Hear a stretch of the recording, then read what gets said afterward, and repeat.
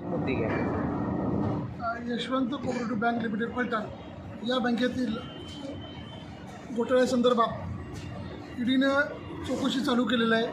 ईडीने या संदर्भात सुमारे 50 लोकांना नोटिसा बजावलेल्या आहेत आणि यातले जे आरोपी आहेत या आरोपींना सुद्धा नोटिसा बजावलेल्या आहेत. ईडी कार्यालय मुंबई येथे कसून या संदर्भात या घोटाळ्याची कसून चौकशी सुरू आहे.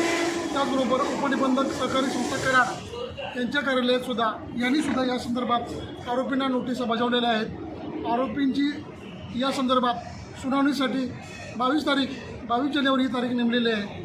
त्याचबरोबर सदर गुन्ह्यातील आरोपींना महाराष्ट्र ठेवीदार हितसंबंध संरक्षण कायदा MPAD ॲक्ट सेक्शन 3 व 4 नुसार त्यांच्यावरती पोलिसांनी कारवाई करण्याचे पत्र यापूर्वीच कोर्टाला दिलेले आहे व त्याच्यानुसार पुरवणी स्टेटमेंटनुसार या सर्व आरोपींना 50 आरोपींना MPAD ॲक्टनुसार कारवाई होणार आहे. यामध्ये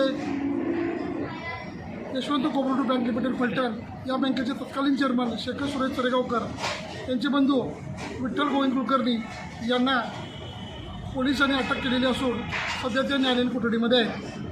उर्वरित आरोपींना पोलिसांनी तत्काळ अटक करावी व त्यांना